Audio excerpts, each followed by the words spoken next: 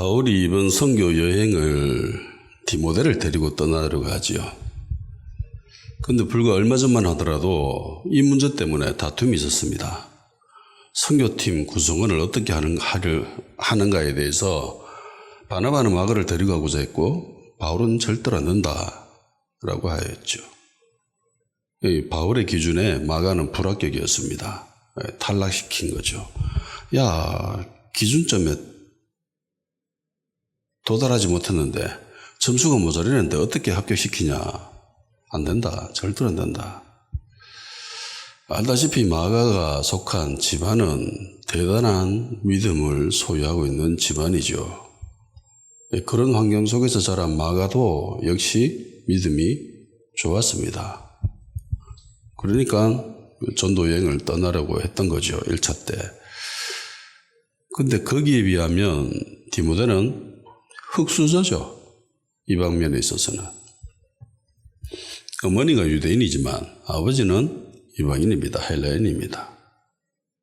근데 알다시피 유대 민족을 결정하는 것은 아버지 쪽이 아니죠. 어머니 쪽입니다. 어머니가 유대인이고 아버지가 이방인이면 그 태어난 자식은 유대인입니다. 유대인들은 다 그를 유대인으로 인정을 해줍니다.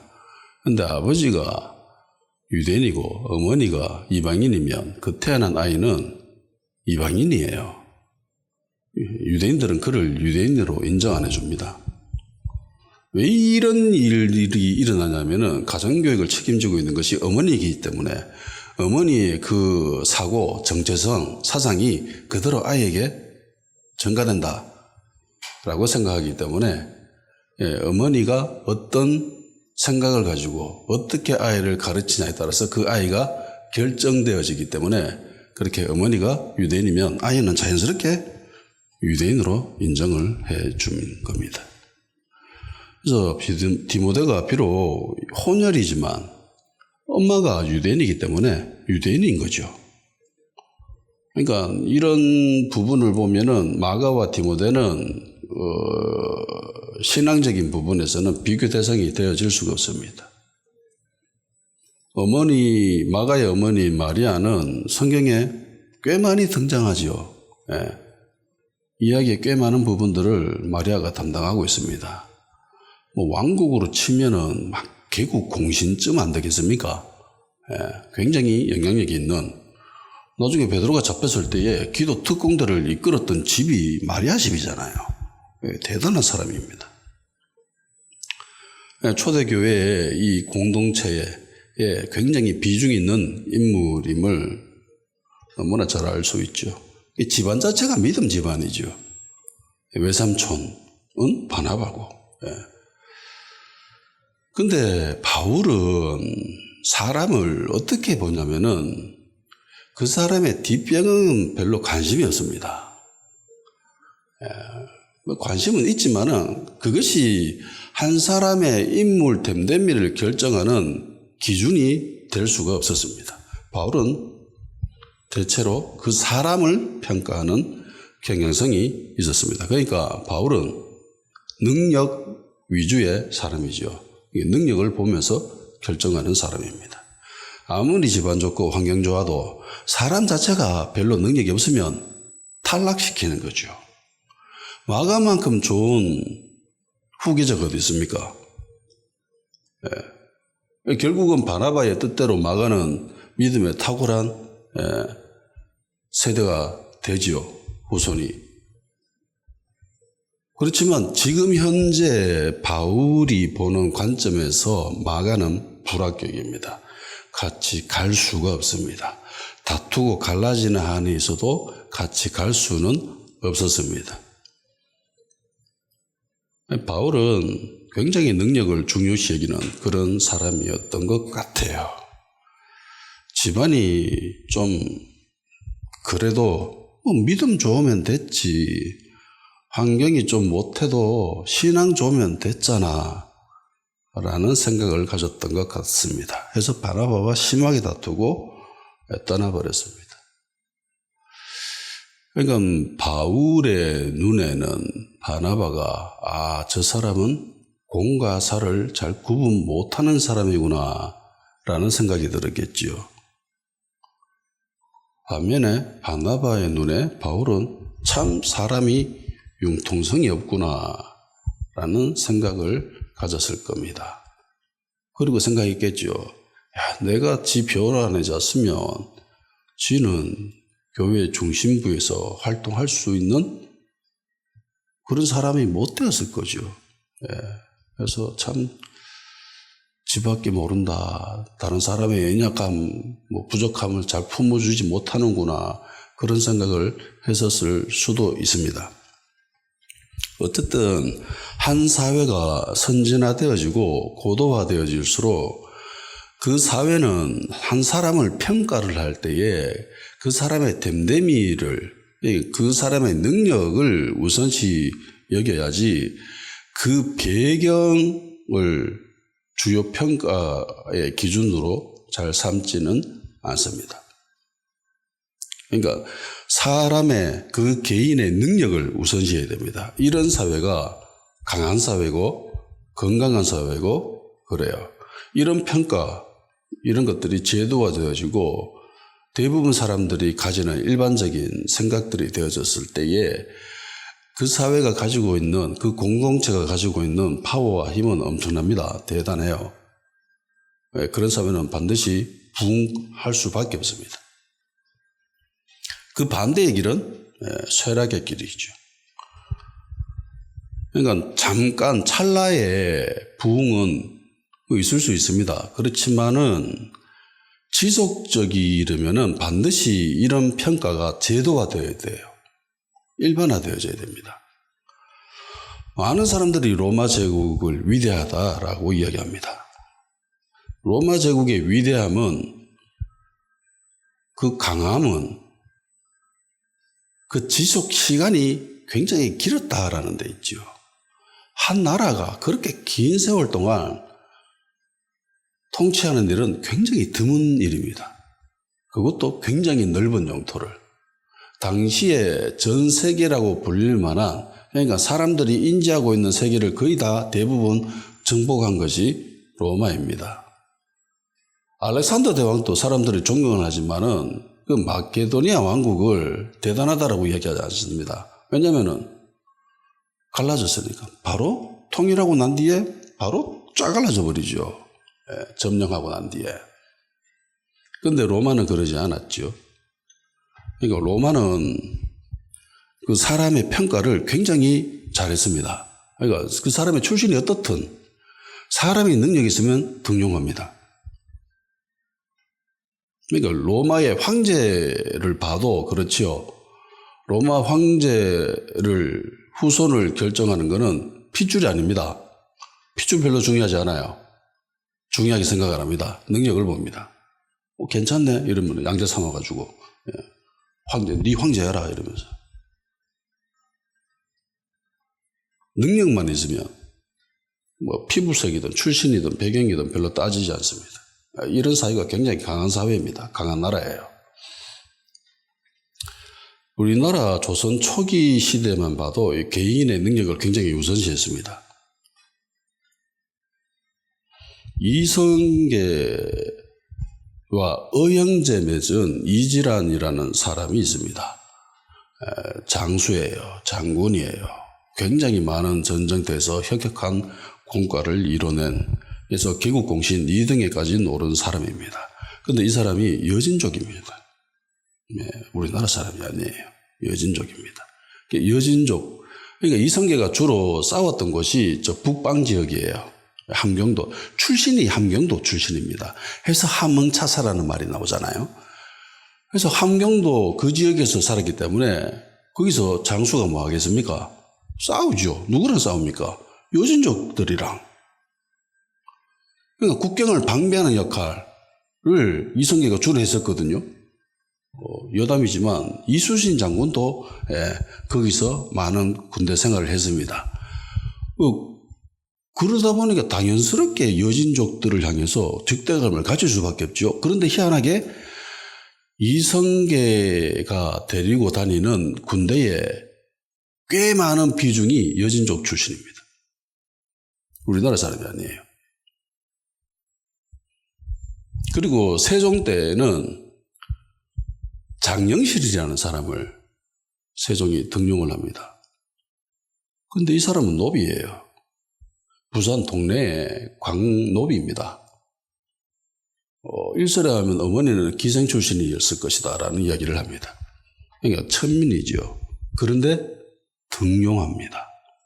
그래서 굉장히 높은 벼슬에까지 올라가는 그런 일이 있었습니다. 장영실뿐만 아니라 다른 사람도 있었어요.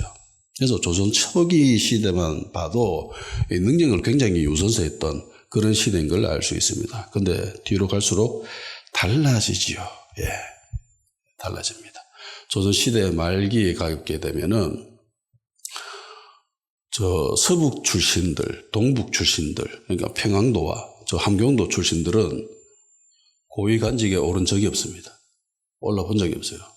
과거 시험을 아무리 잘 봐도 합격하지 못했습니다. 그래서 열받은 사람이 난을 일으키기도 하죠. 그래서 홍영래입니다. 시험을 정말 잘 쳤는데 합격이 안 돼. 열받은 거죠. 차별을 받았습니다. 대대로. 왜 그러냐? 북경 지역 근처에 있으니까 쟤들은 우리나라 민족이 아니라 다른 민족과 이렇게 내통하고 뭐 이렇게 좀 안 좋아질 수도 있겠네. 뭐 이런 인식이 있었던 거죠. 신라 시대의 골품제가 대표적이죠. 골품입니다. 그러니까 뼈에 품질이 있는 거죠.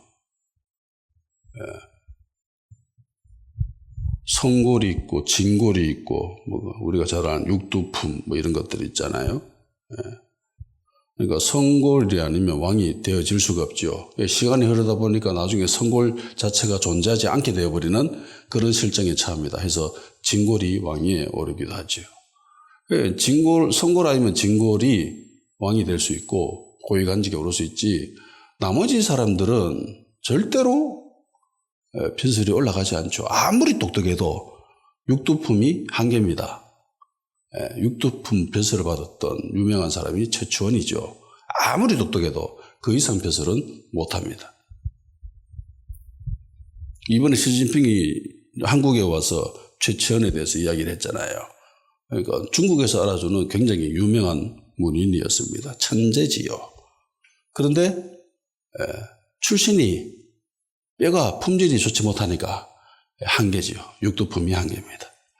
그래서 나중에 신라시대, 통일신라 시대 말기에 이르면은 통일신라 시대가 멸망한 것은 이 고품제 때문이다.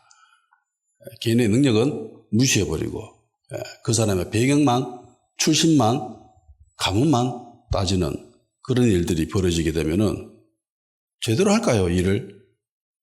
안 하죠. 뭐 내가 무슨 짓을 해도 나는 그 자리를 유지할 수 있는데. 그래서 이 제도 때문에 비참한 일이 일어난 적이 있습니다. 그리고 그 이후에 대한민국은 굉장히 쇠락의 길을 가는 장보고의 죽음입니다. 장보고가 당시 해상세계를 장악하고 있었습니다. 중국, 한국, 일본. 그러니까 해상 제국을 건설했던 엄청난 사람이었습니다. 그러니까 파워가 막강했죠. 그래서 당시 문성왕이 장보고의 딸을 왕비로 삼으려고 했습니다. 그래서 그 세력을 조금 끌어안으려고 그랬는데 귀족들이 난리를 지기죠. 진골 귀족들이 난리를 지깁니다. 천한 종의 딸을 왕비로 삼아서는 절대로 안 된다 라고 쌩 난리를 지기고 결국은 자객을 보냅니다. 염장이라는 자객을 보내서 장보고가 죽습니다. 그래서 허무하게 해상제국이 멸망해요. 그 뒤로 대한민국은 국제 해상 세계에서 이름을 떨치지 못하게 되죠. 결국은 요 근래 이르렀어야 그나마 대한민국이라는 나라가 이 지역이 해상 세계에서 어느 정도 영향력을 발휘할 수 있게 되었습니다. 바울은 사람 자체만 보고 평가했습니다. 배경이나 출신이나 가문이나 뭐 집안 이런 것들은 보지 않아요. 고려 대상이 아닙니다. 개인의 친분이나 뭐 혈연이나 지연이나 이런 것에도 따지지 않아요. 오로지 그 개인 한 사람이 보여주는 능력, 실력 그걸 보고 결정한 거죠. 게다가 이 디모데는 신앙생활을 오래 하지도 않았습니다. 몇 년 안 돼요. 한 3년 정도밖에 안 됩니다. 그런데도 얼마나 이 믿음이 대단한 사람이었던지 바울은 디모데를 데리고 가려고 하죠. 그래서 우리 이 믿음의 세계를 지키고 유지하고 가려는 우리 그리스도인들은 더더욱 한 개인의 능력만 봐야 되죠. 왜냐하면 그게 하나님의 뜻이고 예수님이 보여주신 방법이기 때문에 나사렛에서 무슨 선한 것이 나오느냐? 그러고 갈릴리는 이방 땅이기 때문에 갈릴리 저 사람들은 안 된다라고 하는 것이 당시 유대 중심부 사람들의 생각이었어요. 그런데 예수님은 그 동네에서 태어나셨고 또 희한하게 그 동네 사람들만 데리고 다니지요. 12명의 제자들도 다 그 동네 사람들입니다.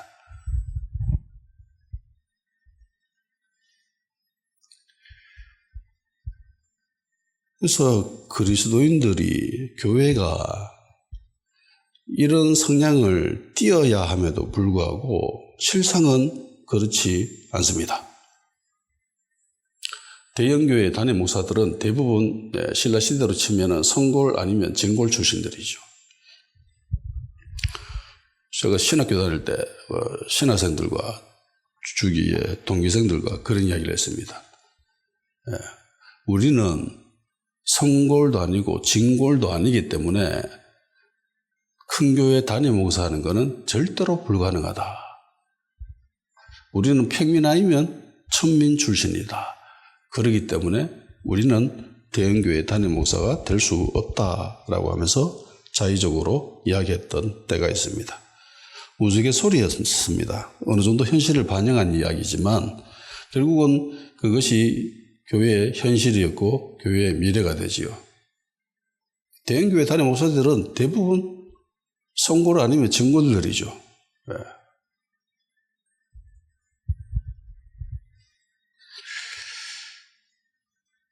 그리고 교회는 이 시대 힘을 잃어버렸고 생명력을 잃어버렸습니다.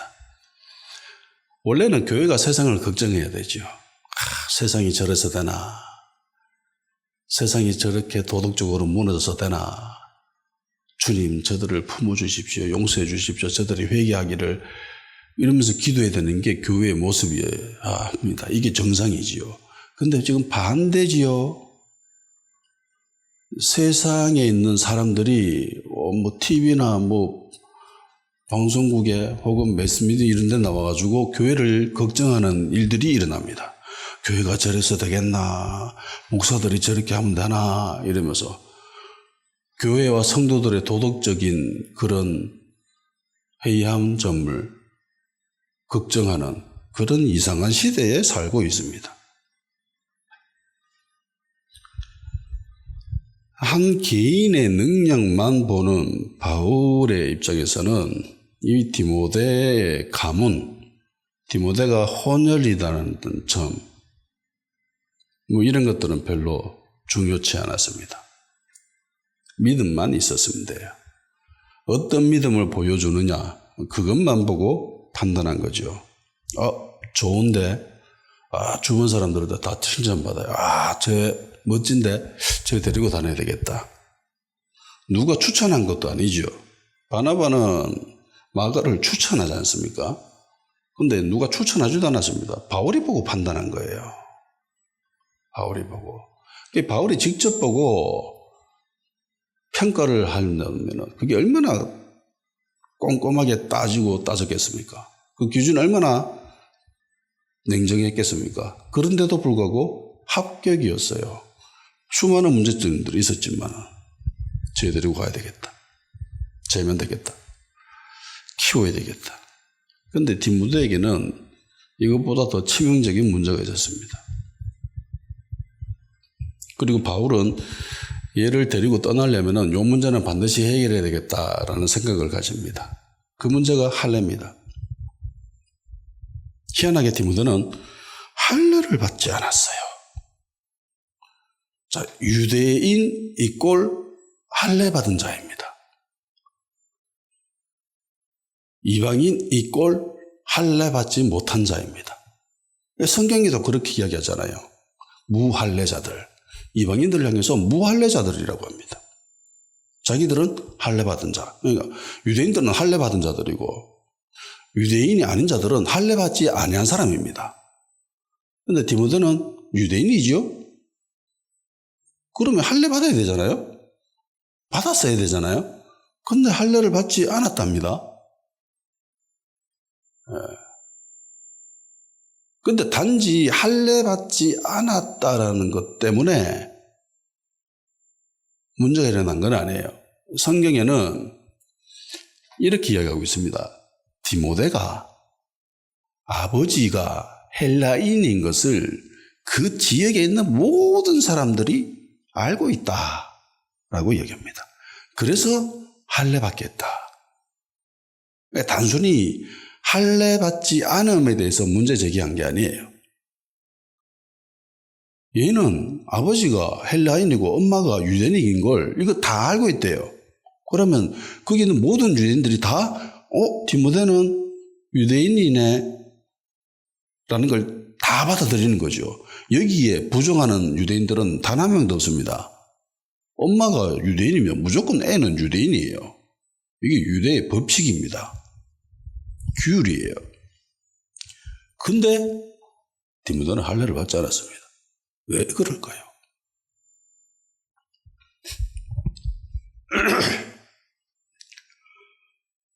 디모데는 할례를 받지 않았고, 그래서 바울은 이 디모데를 데리고 떠나려면은 얘를 할례를 받게 해야 되겠다라고 생각을 합니다.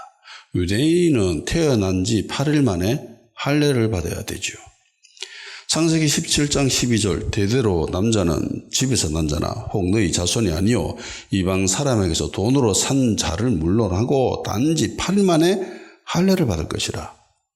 그러니까 유대인뿐만이 아니라 유대인 사회에 속한 사람이라면 할례를 받아야 됩니다. 유대인 공동체 안에서 사는 사람이라면은 그러니까 노비나 종이나 이런 사람들 있잖아요. 이런 사람들도 할례를 받아야 됩니다. 이게 혈통적인 유대인이 아니라 할지라도 할례를 시켰다는 겁니다. 그러니까 유대교라고 하는 것은 유대인이라고 하는 것은 혈통적인 의미보다는 정체성의 의미가 더 강하지요. 그런데 이 디모데는 혈통적으로도 유대인입니다. 그런데 다 큰 청년이 될 때까지 무할례자로 살고 있었습니다. 왜 할례를 받지 않았을까요? 유대인인데. 여러 경우의 수가 있을 수 있습니다. 많지는 않아요. 그 중에 가장 강력한 이유로 등장하는 것이 아버지가 반대했다라는 점이죠. 아버지가 반대했다. 아니면 엄마가 아예 유대인과 거리를 두고 그냥 반유대적인 삶을 살았다 라고 생각할 수도 있지만은 요거는 좀 희박합니다. 왜냐하면은 나중에 바울이 디모데의 외할머니와 어머니에 대해서 칭찬하지요. 이 사람의 이들이 가지고 있는 믿음, 신실한 믿음, 순전한 믿음, 거짓이 없는 믿음을 보고 칭찬합니다. 야, 그들이 가지고 있었던 그 믿음이 너희들에게도 니한테도 있네 라고 하면서 자랑하잖아요. 디모데후서 1장 5절 이는 네 속에 거짓이 없는 믿음이 거짓 없는 믿음을 생각하며라. 이 믿음은 먼저 내 외조모 로이스와 내 어머니 유니게 속에 있더니 네 속에 되는 줄을 확신하노라. 그러니까 이런 믿음을 보이고 있는 가풍이 있던 집안입니다. 이런 가풍이 반유대적인 삶을 살고 있었는데 예수님 믿고 갑자기 형성됐다? 불가능하죠. 이건 불가능한 일입니다. 뭐 이런저런 이유로 이방인과 결혼은 했지만은 아마도 유대적인 전통은 지키려고 했을 거예요. 나중에 예수님 믿고 이들이 보여준 이 믿음이 굉장한 순도가 높은 믿음을 보여줬기 때문에 아마도 그런 분위기가 있었지 않나, 유대적인 색채를 가지고 있었던 그런 집안이었지 않나라는 생각을 합니다. 그러면 이유는 하나밖에 없어요. 아버지가 반대했다. 무슨 애한테 이런 걸 하냐. 그러면서 못하게 했을 수 있죠. 그래서 할례를 못 받을 수 있었습니다. 디모데 엄마 입장에서는 웬만하면 할례를 시키려고 했는데 아버지가 반대하니까 여건상 어쩔 수 없이 할례를 하지 않고 지나갔다라고 생각할 수 있습니다.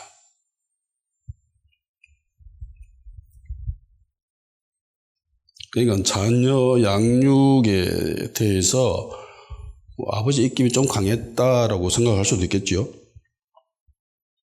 아버지가 반유대적인 사상을 좀 가지고 있었다라고 생각할 수 있습니다. 디모데가 살고 있었던 이 지역은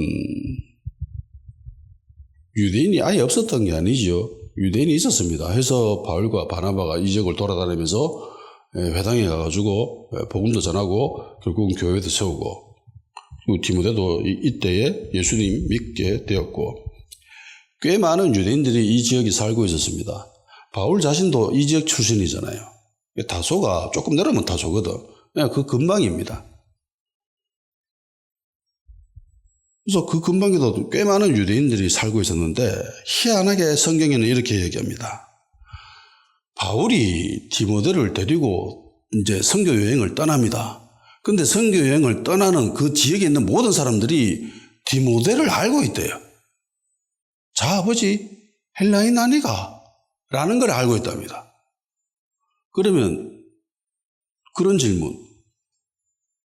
한 아이에 대해서 그 도시 사람뿐만이 아니라 그 도시에 있는 모든 사람들이 그 아이에 대해서 아는 것도, 이것도 조금 별난 일이지만 이 도시를 뛰어넘어서 그 지역에 있는 한 민족의 구성원들이 모두 다 그 아이에 대해서 알고 있다라는 것이, 이게 평범한 일이에요? 제 눈에는 이건 좀 이상합니다. 한 아이가 태어났어요. 혼혈이야. 근데 이 일이 아예 일어나지 않는 일은 아니에요. 당시 로마 제국이지 않습니까? 여러 민족이 같이 섞여 살았습니다. 예루살렘에도 외국인들이 살고 있었고, 유대인들은 뭐 전 세계에 흩어져 가지고 그렇게 살고 있었습니다. 그래서 가는 곳곳마다 복음 전하잖아요. 같이 섞여서 살고 있었고, 그래서 성경에는 이방인과 결혼했을 때에 유대인의 정체성에 대해서 딱 정해놨잖아요. 이런 일들이 일어날 것을 이미 알고 있기 때문에, 일어날 수밖에 없는 일이기 때문에 엄마가 유대인이면 유대인이야? 이러면서 딱 정해놓은 거예요. 제 생각에는 혼혈이 이 아이 한 명밖에 없었다라고는 생각을 안 합니다. 절대로 그렇게 생각을 안 해요. 분명히 다른 사람들도 있었을 겁니다. 이방인과 결혼한 사람들이. 뭐 사랑에 어디 국경선이 있습니까? 그런데 희한하게 디모데에 대해서는 다 알고 있었습니다. 왜 그럴까? 뭐 때문에 그럴까? 제 눈에 약간 별난 일이거든요. 디모데가 태어나고 자란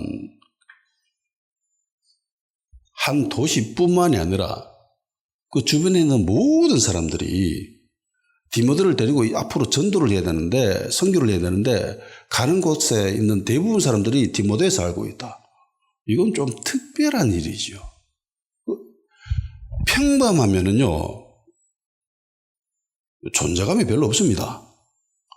학교 생활을 하는 데에 정말 조용하고 뭐 문제도 없고 정말 평범하면은 기억 못합니다.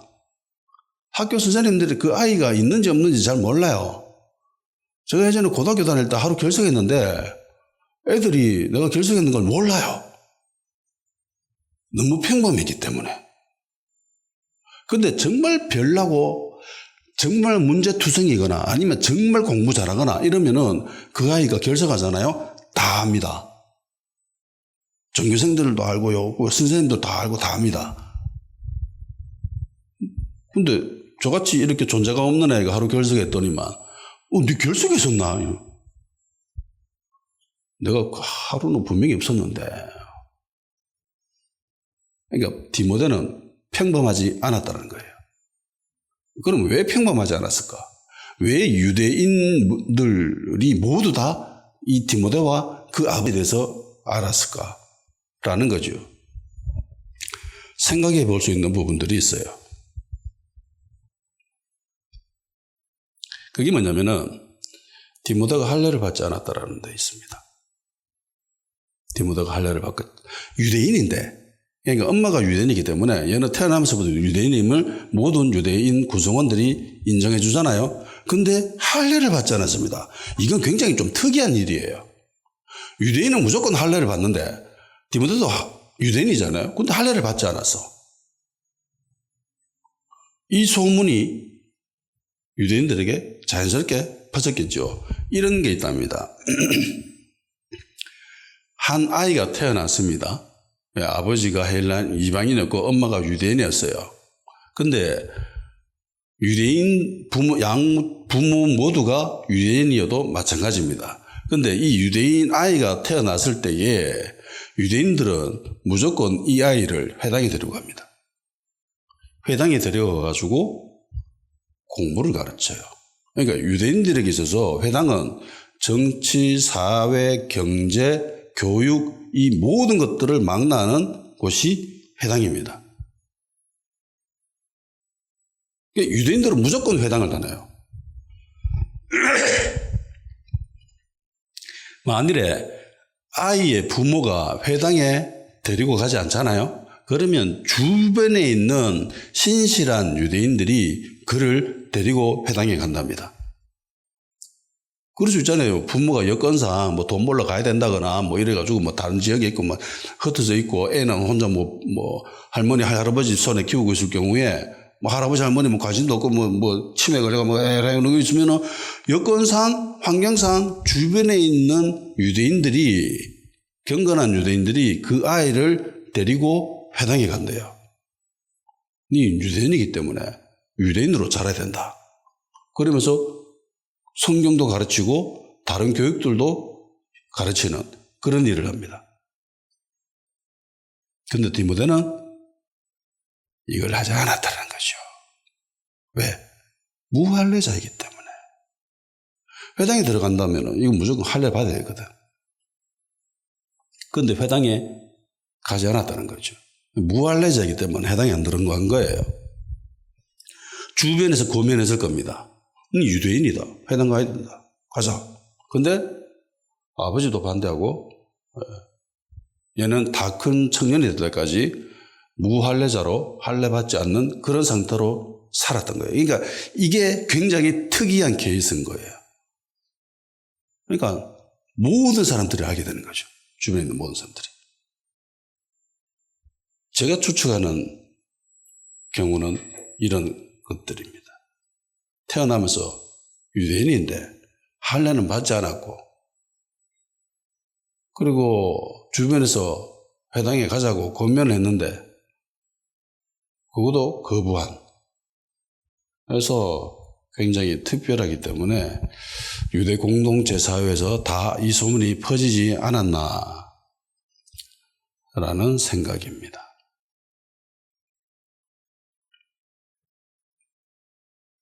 이게 엄청난 문제인 거죠. 이 바울이 이 아이를 데리고 이 청년을 데리고 전도하고 선교를 하는 데 있어서 이 문제는 굉장히 심각한 문제가 될 수 있습니다.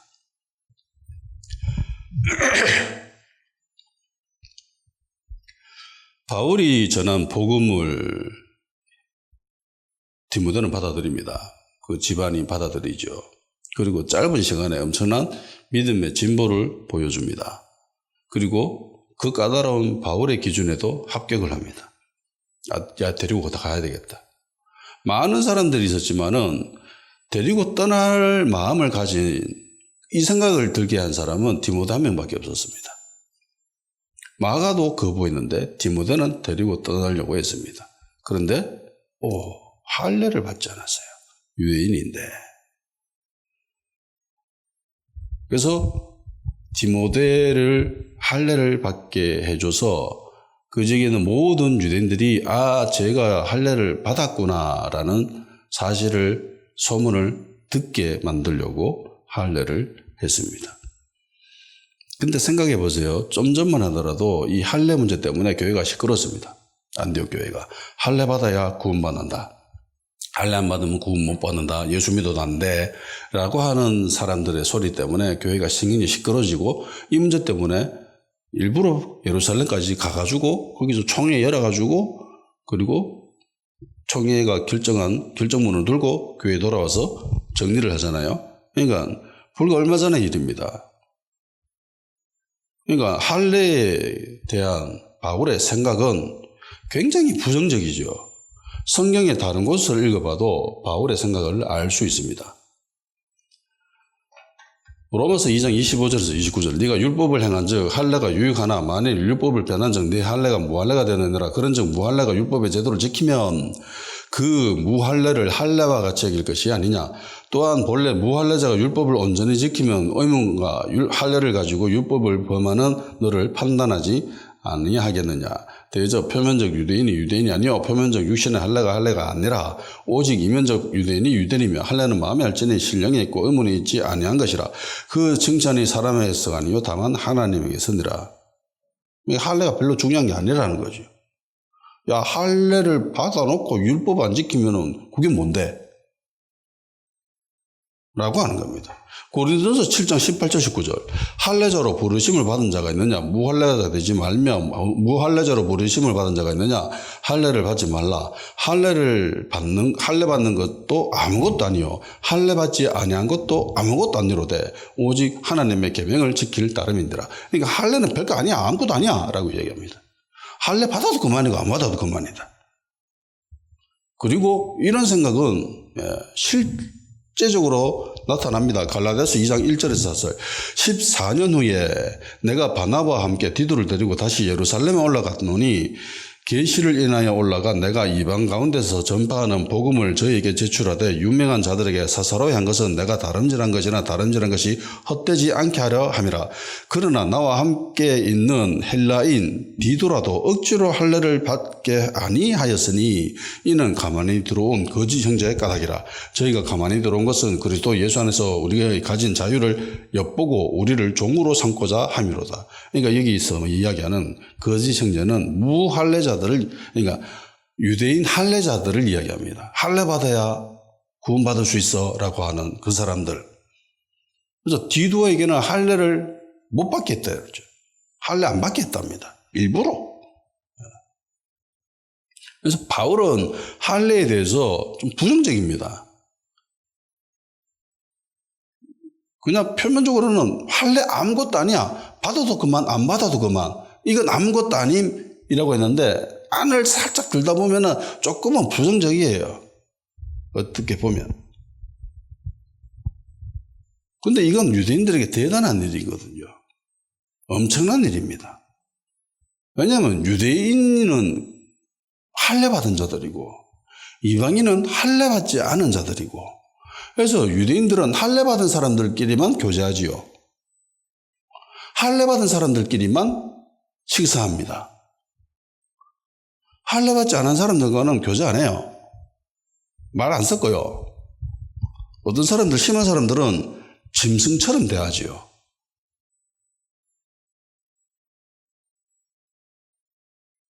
근데 바울은 디모데에게 할례 받게 했습니다.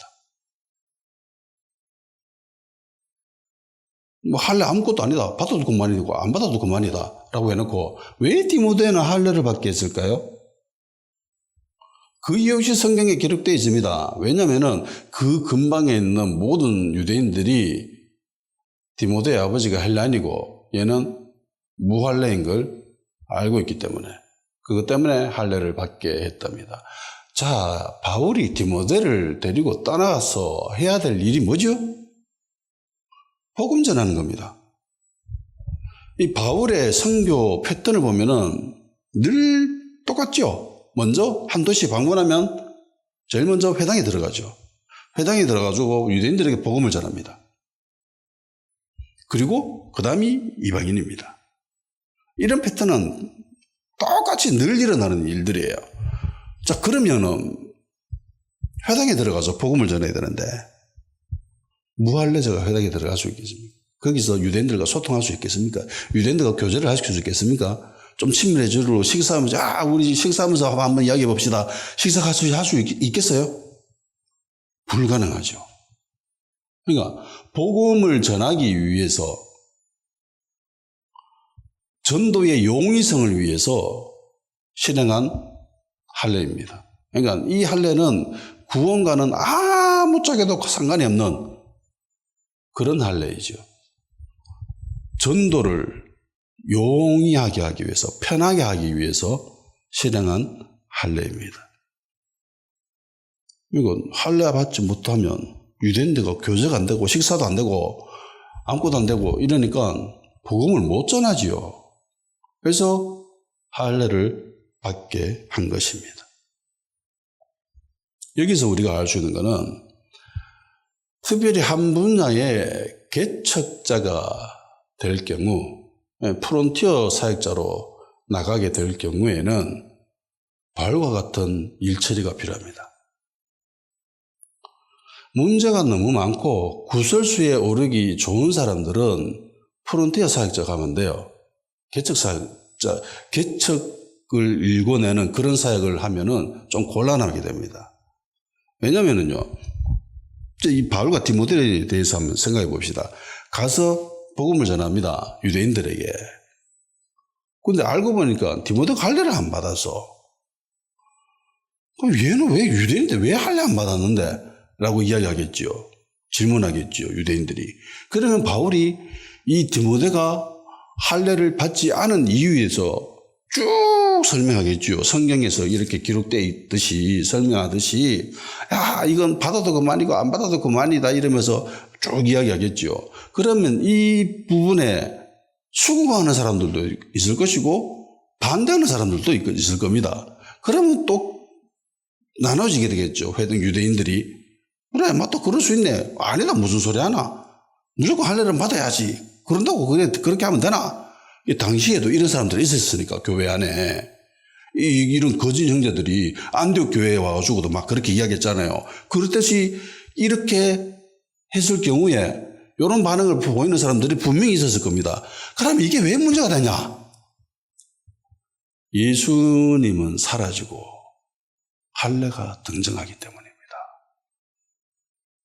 이게 문제예요.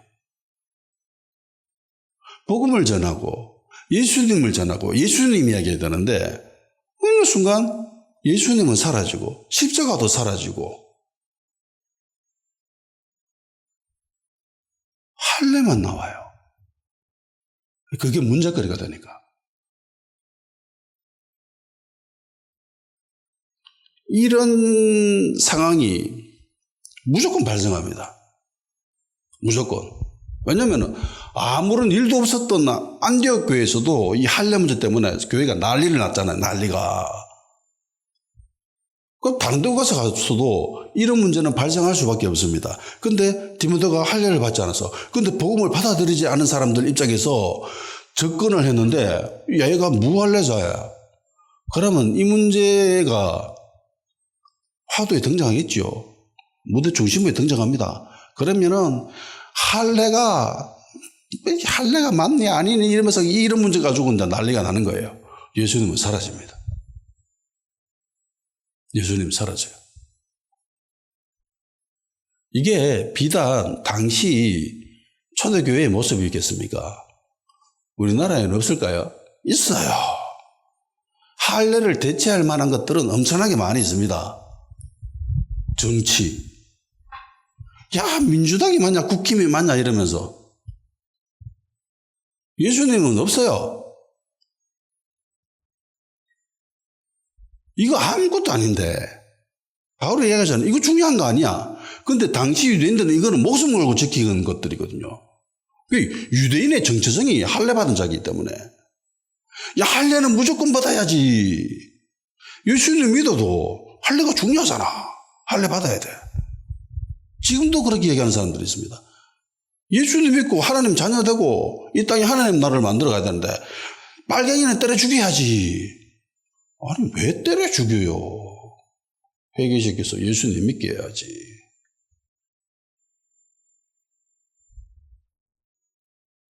정치뿐만 아니라 여러 분야, 여러 방면에서 이런 일들은 너무나 쉽사리 벌어질 수 있는 이야기입니다.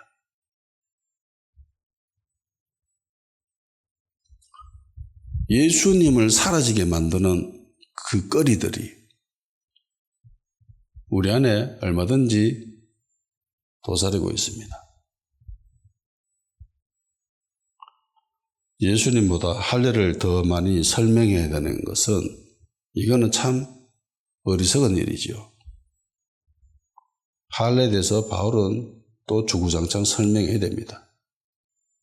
시간 낭비고 에너지 낭비입니다. 그래서 아예 문제거리를 없애버린 거죠. 사역을 하는데 훨씬 유리하기 때문에. 바울은 앞으로 일어날 문제가 훤히 보였던 거죠.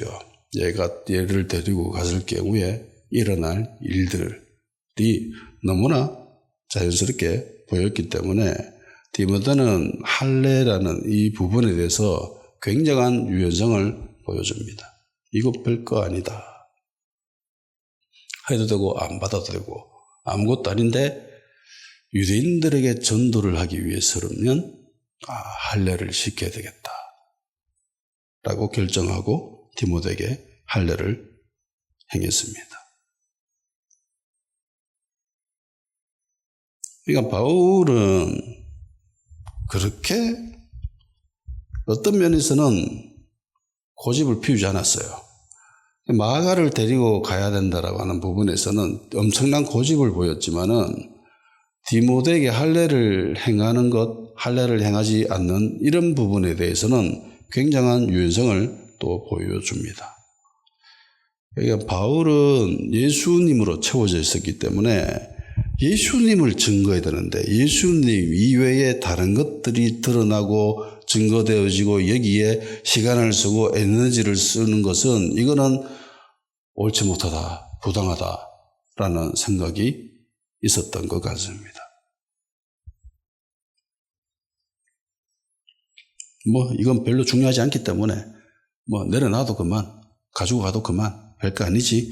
그러니까 자기 생각을 그렇게 고집을 피우지 않았다라는 겁니다.